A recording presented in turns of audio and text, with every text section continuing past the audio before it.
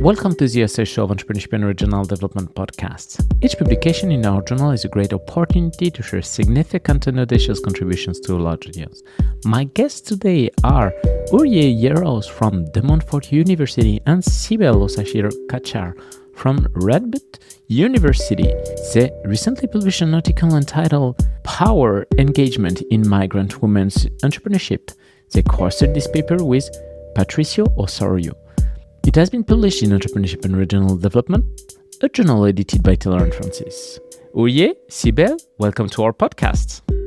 Thank you very much. Thank you, Vincent. Can you tell us what is the origin of your paper and why did you decide to address this particular topic? And what is the question you aim to answer? Maybe I can start. We've been working with the migrant women entrepreneurs for more than a decade now. During our work with them, realized that actually they engage with power relations in many different ways, in very distinctive and varied ways. Whereas when we turn to the literature about the migrant women entrepreneurship, literature tells so many different stories about women's engagement with power. But we realize that actually these stories, these theoretical narratives in research do not represent what they experience with. So we wanted to actually bring this varied ways of their engagement to the life. That was a kind of motivation that we've been doing research. One of us, I do mostly, especially in this paper, the data from Sweden and also the data from Netherlands that the Sibel have been working with the migrant women entrepreneurs. So also we have been coming together at times at conferences. So we've been having this discussion among ourselves and see that there is this discrepancy going on between the theory and between the experiences of migrant women entrepreneurs. And then when we consider the far-reaching implications of how migrant women's entrepreneurship is being portrayed in terms of power relations, we're a little bit concerned about that, to be honest. At times we were even a bit angry. So we just wanted to picture a bit of a more rounded and a nuanced picture of women's engagement, migrant women's engagement with power. So we wanted to answer the question of how do migrant women entrepreneurs experience and manage different modalities of power in advancing their entrepreneurial projects. I think that's from my point of view that I can answer this question that way. Sibel, do you have anything to add? I think you explained wonderfully. Something that I could add, actually, maybe when we realized that discrepancy, we also struggled a bit to find a language to be able to explain this.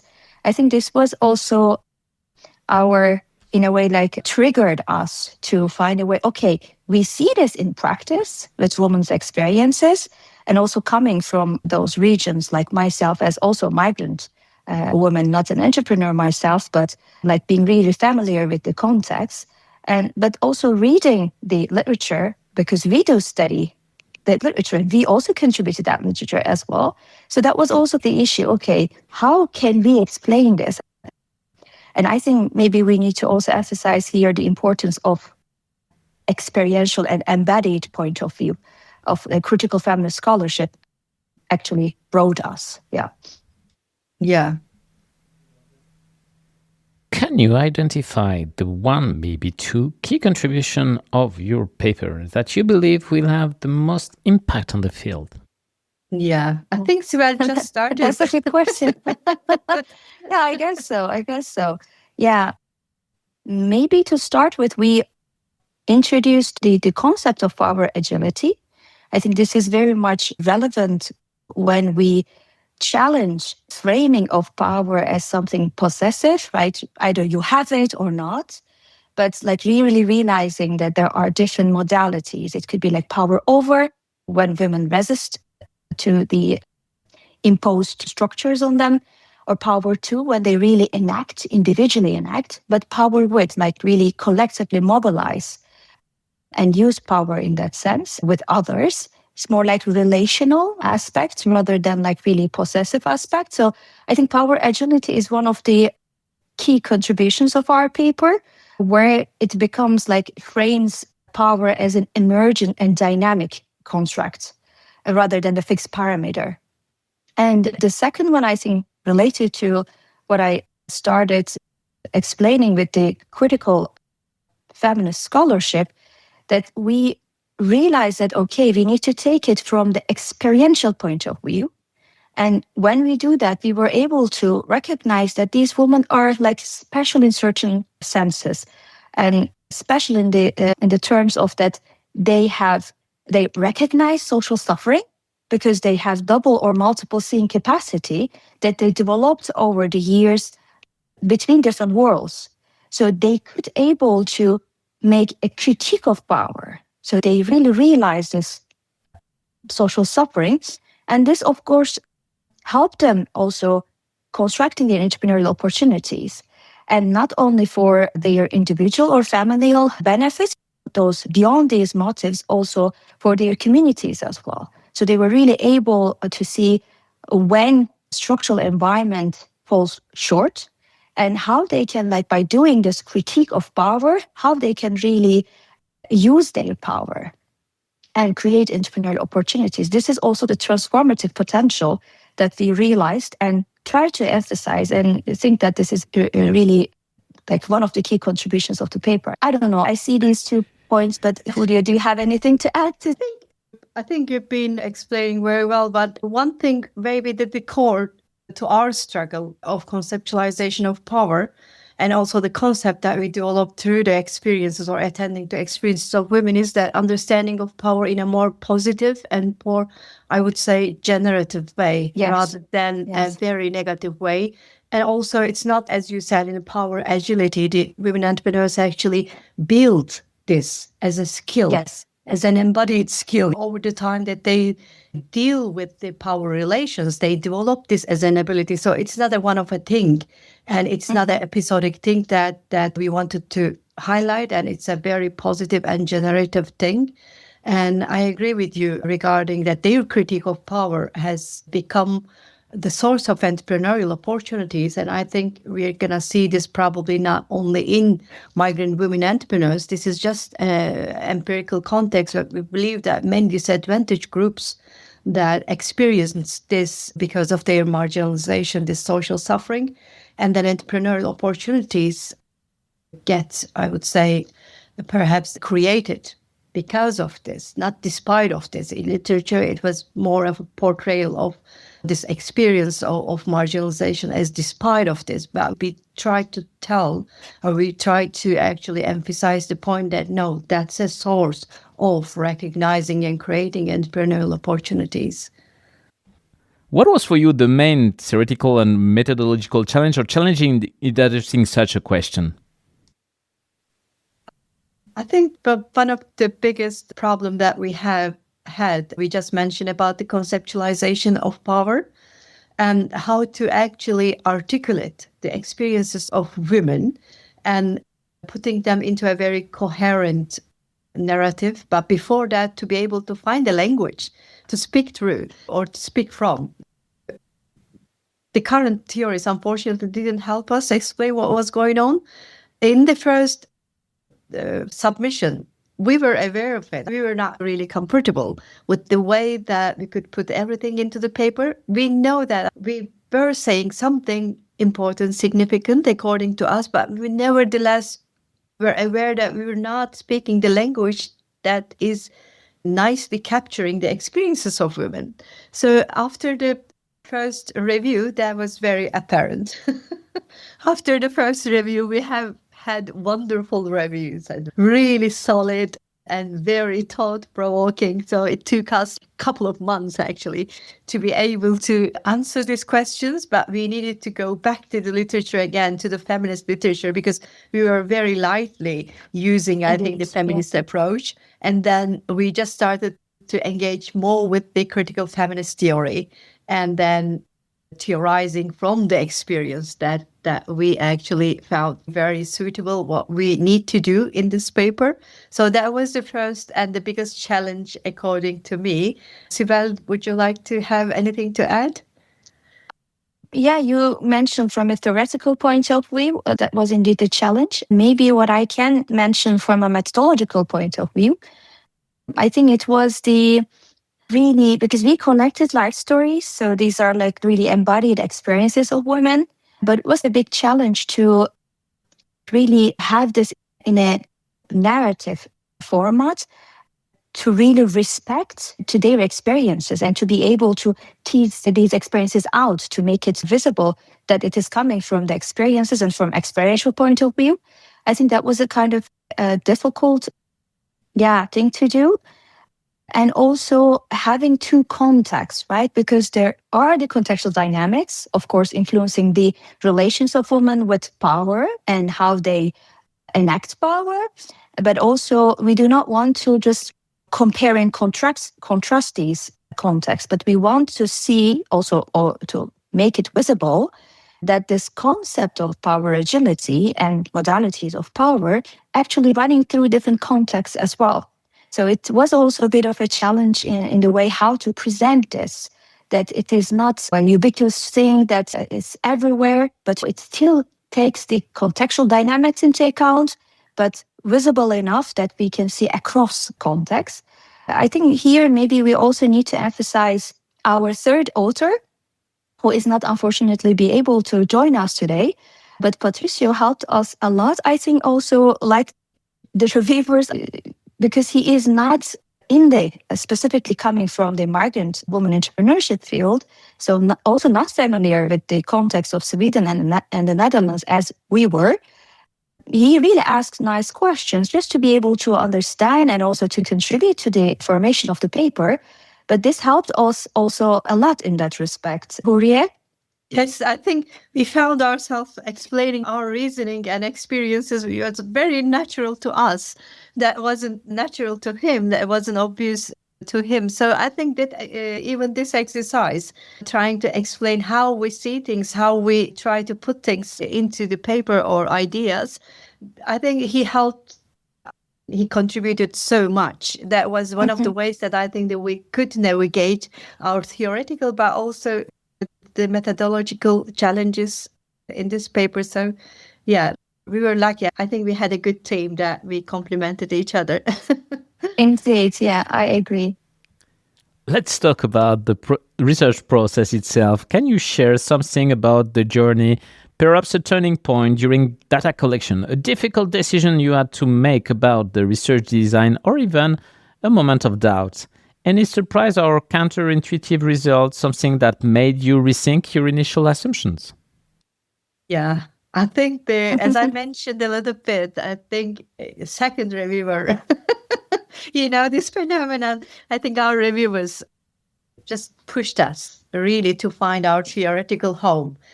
That was our, I would say, biggest joy, but also biggest challenge, I would say, that we needed to really make difficult decisions around applying the right theories. And the theories that we are applying, like a critical feminist theory, critical theory itself, is a grand theory. In order to bring those into entrepreneurship field, the social theories, that was quite a challenge as well.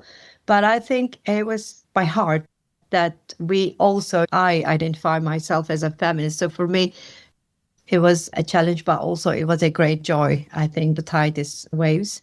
But the second thing I would say, maybe not very usual when we are talking about this academic production, which is very heavy and intensive teaching that I needed to involve Sibel and Patricio as well. And so we needed to work during the weekends and very unusual times at nights, etc. Apart from the content of the research process, we believe that the research process really include this work and life balance. People put it in a very abstract way for our experiences, I think, showed us that should be really the intimate part of the research process, and we even should talk about it. So, I think that was the biggest challenge in our process. What do you think, Sibel? I think, yeah, of course, I agree what you have said, especially with limited research time, unfortunately. Of course, we scholars are somewhat idealist people, right? So we do it anyway. So we find time. So maybe it shouldn't be the case. But we recognize, I think, during the process, that is what I would like to emphasize, how we are also, integrating research, life, teaching. So these are not segregated, at least maybe because we are also parents as well. For instance, in one case, we were just working and my daughter just came in and she helped us with one word that we were struggling to find out. And then we also used Huriye's son's laptop when we needed. So it was like really, and we recognize this during the process. And I know that most of the time these go to the acknowledgement part of the paper, but we discussed with Huriye, of course, and Patricio as well, that, okay, can we do something about this? Should we emphasize this, make it more apparent, like really acknowledge? And we were also lucky in that respect. Our editor, Ula, also supported us in that sense. And we really put that point in the paper, not in the acknowledgement part, but in the paper, that we really wanted to recognize the effort, which is beyond our team, beyond our time, but are also family members' time as well. I think I can talk about the process in that sense. And also, I think we made each other a little bit aware of how our taken for granted routines are not so routine or should not be so routinized. Sibel mentioned that my son, actually, I needed to borrow a computer of my son, and he was just playing with his computer. And he came to me and said that, Mom, that you just told me that you needed it half an hour, but it's been like 2 hours. Can you please give me my computer back? For me, that was quite a normal thing to do. But Sibel alerted me, oh my goodness, that's not so normal if my daughter would have been in this situation. So, you know that we routinize things in the work and the life balance, etc., but also the time zones, right? If I just mention the time zones, this is a new phenomenon as well, maybe. Patricio being in Chile, we are being in Europe in different time zones, at the UK, Netherlands. I think that was also a little bit of a challenge to arrange time. So because we needed to also spare time to discuss a lot. Maybe it doesn't happen at every paper, but in this paper, we really needed to spend so much time having long discussions about everything that to put into a paper. So, but at the end of the day, I think we were able to say everything that we wanted to say, right? I'm pretty satisfied in that sense, Yeah. If you could go back to the beginning of this project, knowing what you know now, what would you do differently and what advice would you give to other scholars embarking on similar research? It's a difficult one. It's a difficult one, yeah.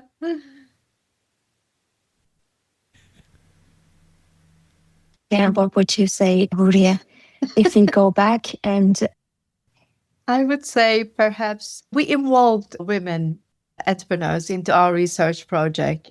They've been really, it's like a quasi-theoreticians, and also there's several cycles that we send our writings to them. We have discussions with them over this process. But I think we could have involved them into our research even more, I think. That would have been something that I really wanted to do much more systematically and maybe much more regularly, as you know, part of that naturally that it was coming from our research, but maybe for this specific paper we could have done that in a much more structured way, maybe, right?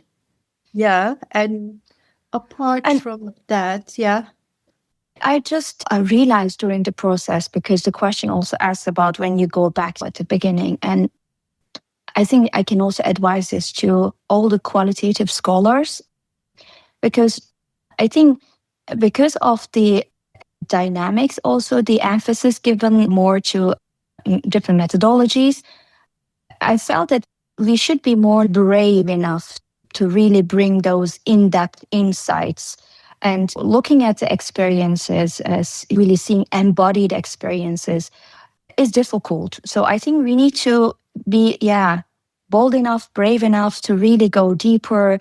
And I would definitely think that we might have brought more feelings, more like bodily reactions. So I think this could be something that I can also advise to all qualitative scholars, especially who are willing to take this feminist angle. I think this is what the literature also needs. This is how I believe and how I also get to understand at the end of this project. Yes, I think it is probably we spent so much effort in methodological part, of course, but I think we could have taken it even further. For example, looking into their silences, looking into their bodily gestures, made a video recording, etc., participating into the meetings that we participated into many meetings that they invited us, but nevertheless we only use our own senses. We haven't used any technology, or we didn't give a much more special, I would say, attention to their embodied features involved in that through their experiences. I agree with you. And I think, I would like to also add, because this is an advice to the scholars, find a team that you can really discuss things, that you can really improve yourself with knowledge, with different theories. I think with this project, I understood the importance of teamwork, like really, because initially it was very time consuming because we had to discuss a lot. We were also not, because of the lack of the theoretical angle at the beginning, but I think having this right team, a well-balanced team who are really on board, it's not like taking turns. So of course, different projects can go differently, but I think with this project, this was one of the most enjoyable things that I could have.